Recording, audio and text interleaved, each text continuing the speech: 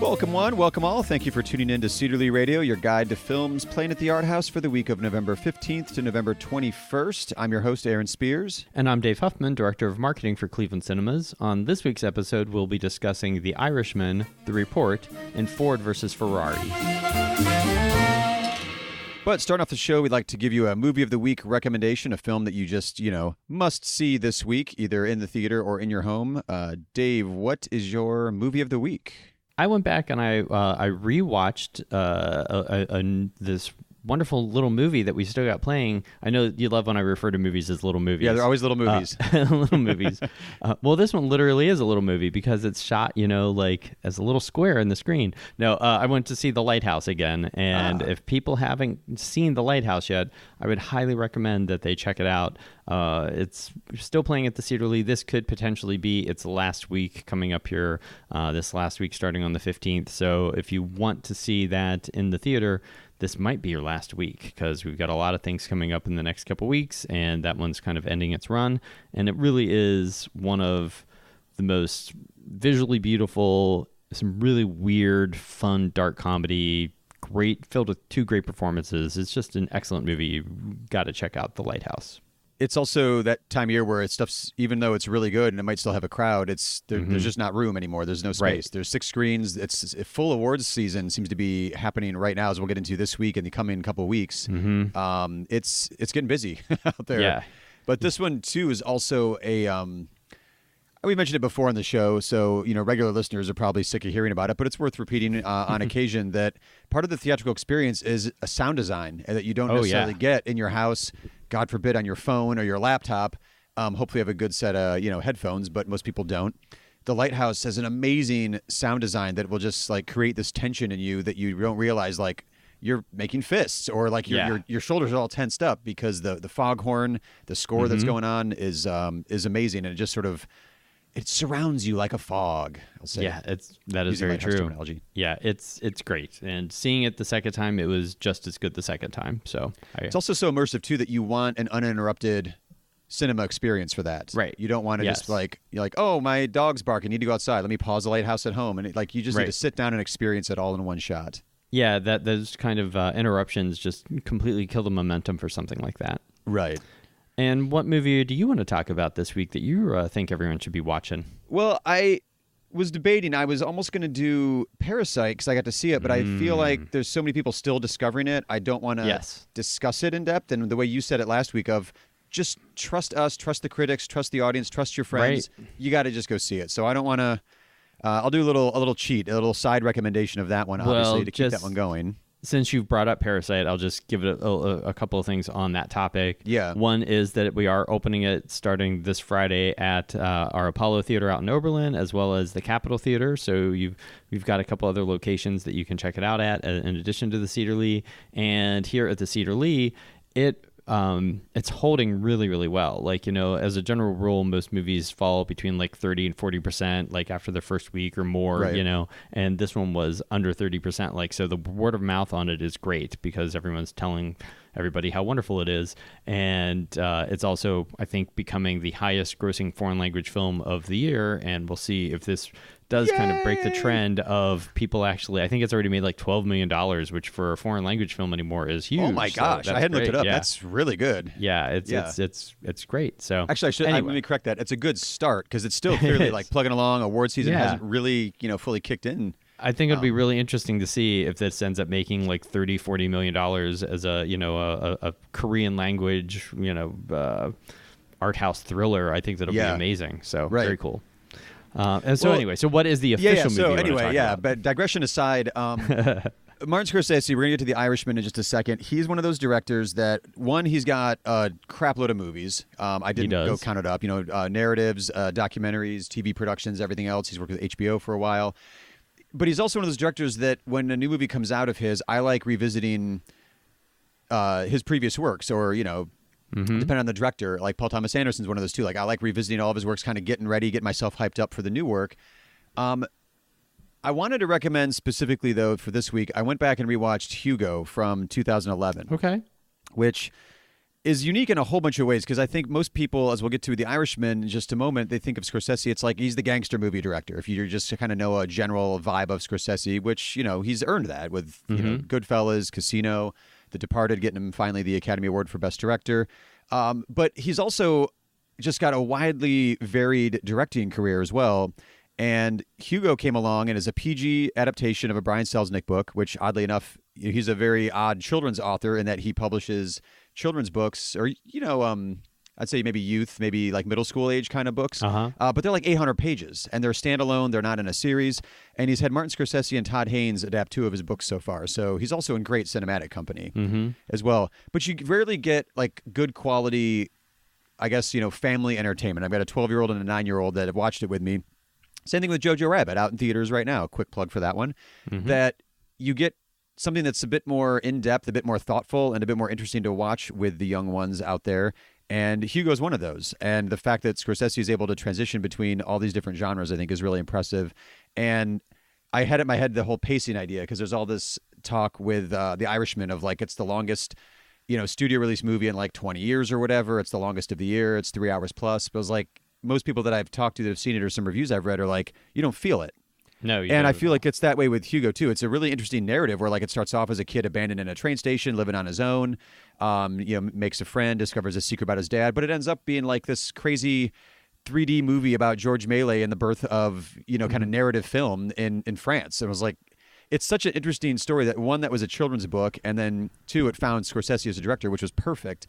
Right. But I was thinking of it, technically, it's also weird because Scorsese hadn't done 3D before that.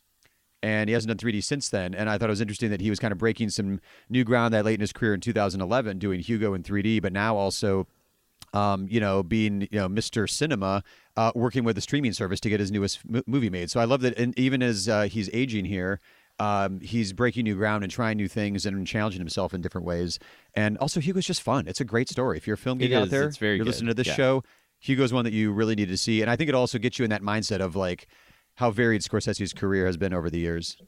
Well, much like you, not that I've already seen The Irishman, so I wasn't like prepping for that, but I was like prepping for our podcast. So I noticed on Netflix they currently have Who's That Knocking at My Door? Yeah, which I had never seen. So I watched that. Yeah, I caught up with that this weekend, and I wasn't the biggest fan of that one. I didn't feel like it was about the least Scorsese movie of all Scorsese movies. I felt like it was like Martin Scorsese doing French New Wave via New York or something. And, right. and French New Wave is like my least favorite kind of.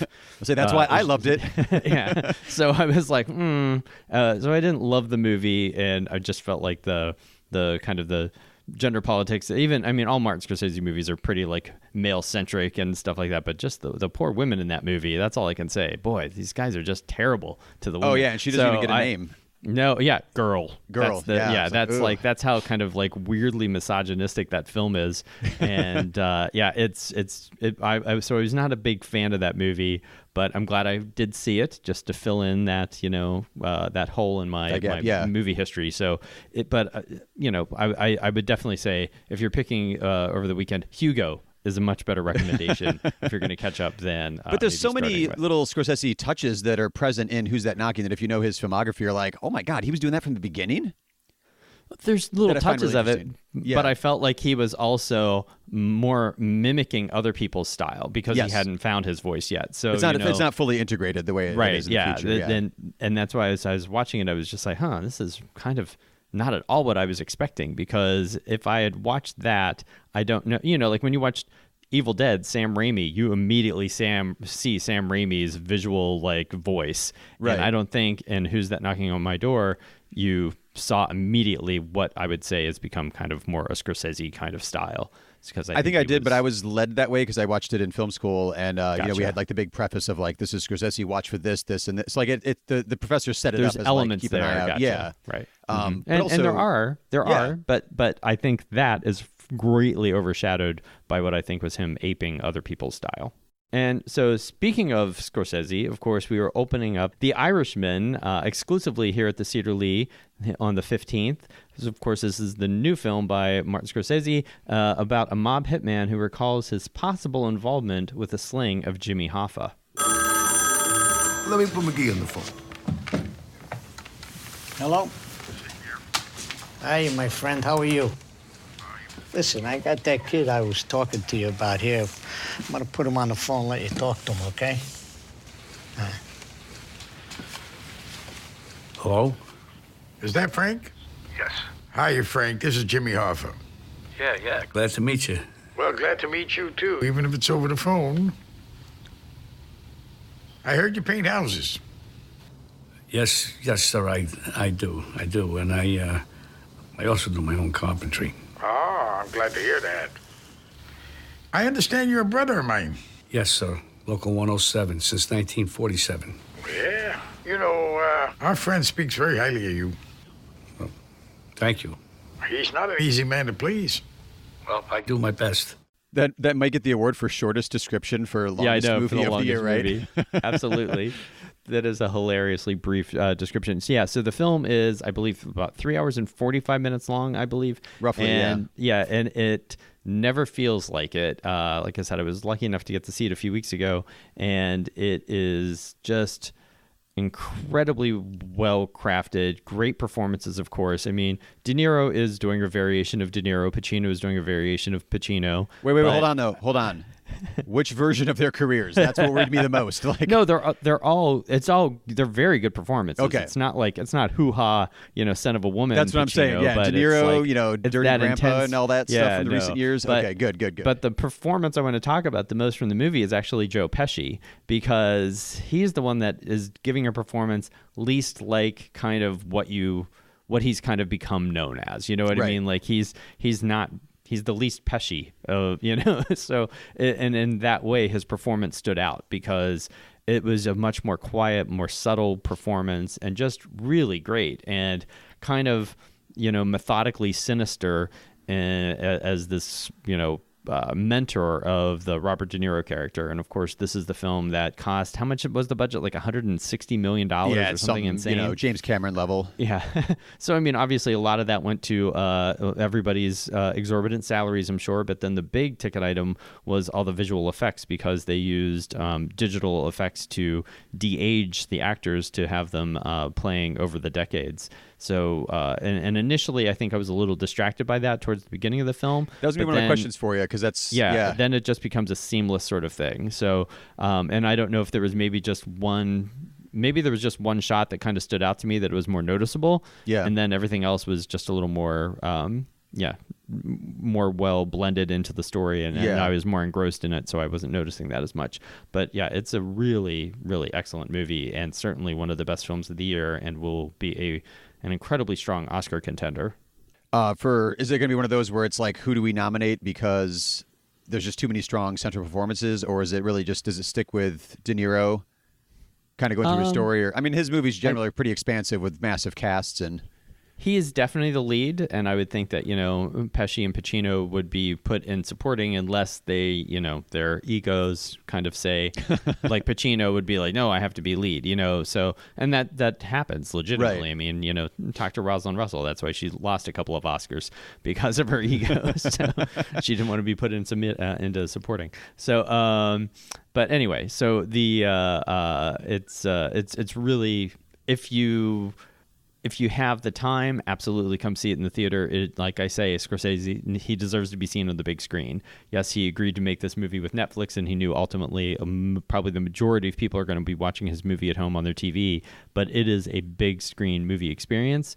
And when you talk about the luxury of... or not luxury, that's not the right word, but if you want to talk about having to not have your will bend what the film wants you to do. So you're sitting there in the theater watching this movie because you don't have control over when you're going to pause it and take a bathroom break or go get something to eat, or like you said, let the dog out or something. And that's what this movie is meant to be. He didn't make it as two movies. He didn't make it with an intermission. He made it as 3 hours and 45 minutes. Sit there and watch the movie. It came up, I was recently able to see the full Satan Tango over at the Cinematheque in one day. Mm-hmm. Good 7.5 hour whatever experience. And that kind of came up in conversation with friends and other people I was watching it with during the intermissions in between parts 1, 2, and 3 of that movie. I love how it rings so hollow to me when people complain about the length of something these days. Like, this is the era of binge watching. This is the era of just not getting. Well, I'm going to pick on you for a minute. The whole you were like, I just had a pajama day or whatever, where you just stayed on your couch for 9 hours and just watched something. But you also don't complain about how too long movies are too long.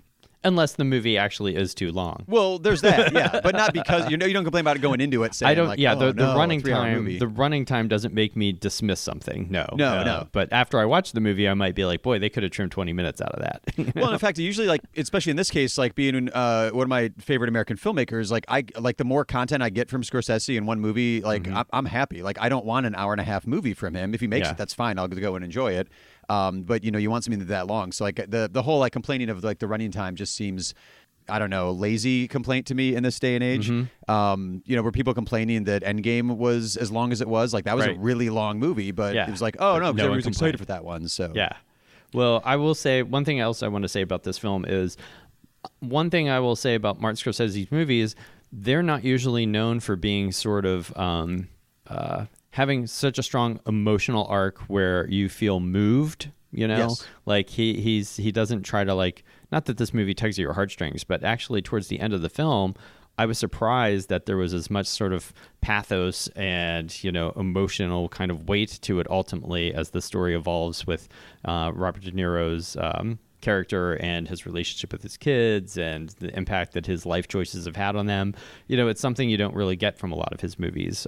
Certainly his gangster movies don't really have that at all. You never have a moment in Goodfellas where you're ever feeling like, boy, that dad really made some bad choices. You know what I mean? Whereas in this one, you really do. So it's a great movie. It's certainly one of his best films, and that's saying a lot for a man who's made some, more than one, masterpiece in his life. Oh, absolutely, yeah. Well, the second one we are opening is The Report from producer, writer, and director Scott Z. Burns, who I just mentioned last week when I was talking about The Laundromat. Yes, you did. He's worked with Steven Soderbergh over the years, and he wrote that one. So he has written 2 movies this year and directed one. This is his theatrical feature film debut. This is about the true story of the idealistic Senate staffer, Daniel J. Jones. He was tasked by his boss to lead an investigation into the CIA's post-9/11 detention and interrogation program and uncovered, obviously, some very shocking secrets. Let me ask you a question. Why did the CIA torture people, lie about it, and then hide it from history? After 9/11, everyone was scared. Scared it might happen again. We need to stop attacks in the future. And we are in whatever business it takes to get the job done. Find out exactly what they did. One detainee, they waterboarded him 183 times. If it works, why do you need to do it 183 times? Maybe when the report comes out, people will finally see that. They claim they saved lives, but what they really did was make it impossible to prosecute a mass murderer, because if what we did to him ever came out in the court of law, the case is over. So like I mentioned, this one is based on a true story. I feel like this really lines up with some of the movies he's worked with at Soderbergh over the years. Obviously, I mentioned The Laundromat, but he also did The Informant, which is, whistleblower working within a corrupt system that he's exposing the dirty secrets of. However, The Report is obviously not the comedy that The Informant is, or at least based on the trailer, it doesn't seem like it's a comedy. No, I don't think this one's got too many bright moments in it. But it does apparently have an amazing performance by Annette Bening as Senator Feinstein, and that is kind of getting some Oscar buzz for her. And Adam Driver. The only reason probably Adam Driver is not probably getting any kind of Oscar buzz for this is because everyone's talking about Adam Driver in Marriage Story. So he's got a couple of things this year that he's got a couple of critically acclaimed movies coming up that will be simultaneously here. Mm-hmm. Yeah, The Report kind of kicks off Adam Driver season here because you've got this one now, you've got Marriage Story coming up, and then you've got his last Kylo Ren performance by the end of the year coming our way in the new Star Wars film too. So. And he's a great actor. I just don't always enjoy having to look at him. But otherwise, ouch. No, he really is an amazing actor. But I just, I was sort of relieved when he was wearing a mask a lot in the Star Wars movies. That's all I'll say. It's harsh. There's my catty film, my catty little like internet troll comment of the day. But it is but when you watch the trailer for The Report, it's obviously a dark period in American history that, it again, shows the importance of people that are willing to put their own, lives and careers on the line for a greater moral truth that needs to get out there. And I don't know, that seems so disconnected from the world we live in these days that I don't know. Is there any metaphor going on here with the report? It doesn't seem like it lines up with anything else that's happening ever. So such a foreign feeling. Yeah. And then the final film we want to talk about is a movie not opening at the Cedar Lee, but it's opening at some of our sister theaters. It's a film that almost opened at the Cedar Lee, but then we were talking about just being so crowded, we just didn't have space for it. And that is Ford versus Ferrari, which is the new film by director James Mangold. This stars Academy Award winners Matt Damon and Christian Bale. It's based on the remarkable true story of a visionary American car designer and a fearless British driver who together, teamed up to build a car for the Ford Motor Company to take on the Ferrari company in the Le Mans race in 1966. What movie was it a little while ago where we did our picks for like car films? Do you remember? Oh gosh. I can't even remember now, but off the top of my head, this would have been the ideal car movie. Yeah, coming up. So it was. This movie has gotten amazing reviews. It's at 90% on Rotten Tomatoes. There's all kinds of awards buzz for them as well. So I haven't gotten a chance to see it. When we were talking about long movies, this is another one that's long. It's like 2.5 hours. I think it's 2 hours and 32 minutes. So there's definitely you're getting a lot of bang for your buck lately because you're not paying by the minute to watch these movies, so you're getting your money's worth, and apparently a quality film at that. It's also one that it doesn't have the high concept pitch, like the way you just were mentioning. The basic plot there wasn't oh wow, a fantasy world where your dreams all come. It's not that big high concept sort of idea there. It's very much character driven. It's very much director driven. And obviously, the visuals to that, it's going into some IMAX and larger formats too, because obviously Le Mans is a huge car race. So there's obviously going to be some pretty tense car race scenes going on there, because technically that's a sport film at that rate. But the fact that it doesn't have that quick high concept one liner to it just seems to be one of those unusual projects that you get some major stars, major director, major studio behind it, and it's original story. It's not a remake. It's not a franchise. It's just one of those. We always joke around. It's just one of those good movies for adults who like good movies. Yes. So hopefully the adults will find it. I know there's just an awful lot of competition out there for those eyeballs. So there's a lot of great movies playing right now. So it's like an embarrassment of riches. You don't have no shortage of options for great movies playing right now. It seems like in years past it was more like Thanksgiving weekend kind of kicked that off, but I don't know, is it going to be is this going to continue all the way through till the December holidays, or is it everything's coming out now and December is just going to be full of Jumanji sequels and Star Wars movies? Well, and yes, it is definitely that. But okay. At the beginning of December, there's Dark Waters that's going to be playing here at the Cedar Lee, as well as other mainstream theaters. So there are some adult movies coming out in December as well. But get in early, because it seems like the calendar shifted a little this year. It does. Well, I was going to say that we always find that, especially at the holiday times at the Cedar Lee, whenever we open up kind of 4 big kind of marquee awards contenders movies, you can see the year that we had La La Land, that was everyone had to see La La Land. And right. It was, I think, was La La Land the same year that we had that we were playing Lion? Yeah, Lion and Fences. And so there was 4 or 5 movies that we were playing, and you could tell that everyone's 4th pick that was out was Lion. So Lion started out very slow and then just stayed real steady because everyone finally got to it, or word of mouth on it was so good. Yeah.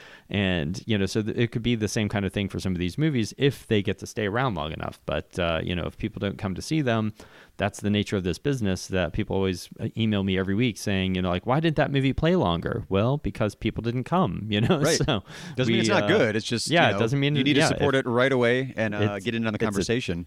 It's a ticket-based business, and the studios look at whatever the lowest grossing movies are, they come off screen to make room for the new movies, is generally how the rule works. And it's just the nature of the beast. We try to hold on to films that might have a little bit of, if there's the Oscar nominations are just coming out or something like that, and there might be a reason to hold on to something. Right. And of course, this year there's a very short window from between when the Oscar nominations come out. I think they come out kind of earlier this year. It's like January 13th or something. And then the Oscar ceremony is very early in February this year. It's only like February 9th or something. Yeah. So it's a very quick, short little window. There's also, I think it's probably a good time to wedge in the one of my favorite things to do at the theater is to defend theaters 3 and 4, the screening rooms. When you can slide a movie into that to hold on to it for an extra couple weeks, that's why it's in there. So we can still keep it around, and you do get to see it on a larger screen. That's why those are there, and that's how useful those can be.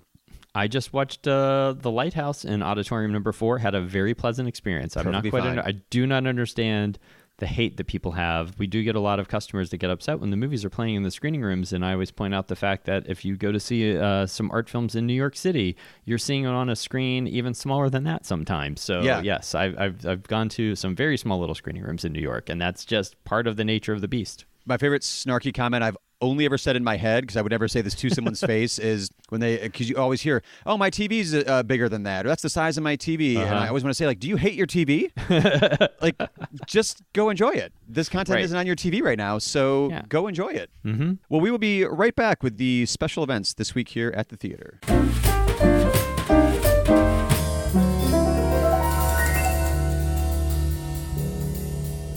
Well, special events are becoming a bigger and bigger portion of the modern theatrical programming, and that is definitely the case at Cedar Lee. So we want to take some time to let you know about the special events we have coming up for you this week. We have one more encore performance of Puccini's Madame Butterfly. That's going to be Saturday, November 16th at 12:55 p.m. Last week we had the live from New York presentation, and then this is one more encore of it, and that's also going to be playing at the Chagrin Cinemas. The Bolshoi Ballet is back and is presenting Raimonda Sunday, November 17th at 11 a.m. and Wednesday, November 20th at 7 p.m.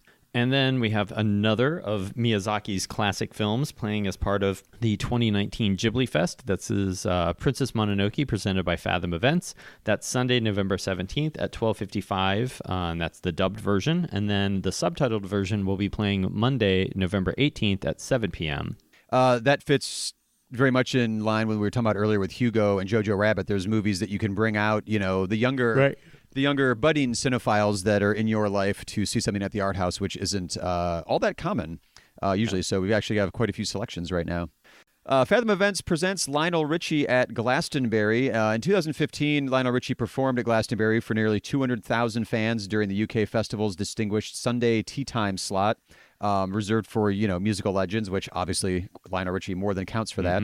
So this event is Lionel Richie at Glastonbury. It is his show in 2015. We'll be showing it Tuesday, November 19th at 7 p.m. And we have another concert event. This is Depeche Mode, Spirits in the Forest. That's Thursday, November 21st at 7:30 p.m. This is a new visually striking film directed by award-winning filmmaker and longtime artistic collaborator of the band, Anton Corbijn. And this captures the energy and spectacle of the band's performance from their Global Spirit Tour from 2017-2018. They were on that world tour. I actually got to see that tour when they were here in the States, and it was a fantastic show. And I'm looking forward to seeing this on the big screen. And if you're a regular listener to the show and you're wondering where our Cedar Lee 3 picks are for this week, follow the links in the show notes or head on over to our social media accounts where we were posting our picks for favorite Scorsese films. And I promise you one of them is going to piss off Dave, one of mine. And also tune in next week. Join us as we'll be discussing A Beautiful Day in the Neighborhood and A Marriage Story. As always, thank you for tuning in to Cedar Lee Radio and lending us your ears this week. All the music heard on the show is original music written by Grant Heineman and performed by the New Heights Jazz Ensemble, used with their permission, of course. Visit clevelandcinemas.com for correct showtimes and to purchase advance tickets. Also, there are links in the show notes. You can use those if you'd like as well. Follow us on Facebook, Twitter, and Instagram. We are at Cedar Lee Theater, spelled with an R-E at the end because we're fancy like that. Don't forget to subscribe to the show wherever you find your podcast, and while you're subscribing, leave us a rating and review, or better yet, tell a fellow film geek about the show. We'll see you at the movies.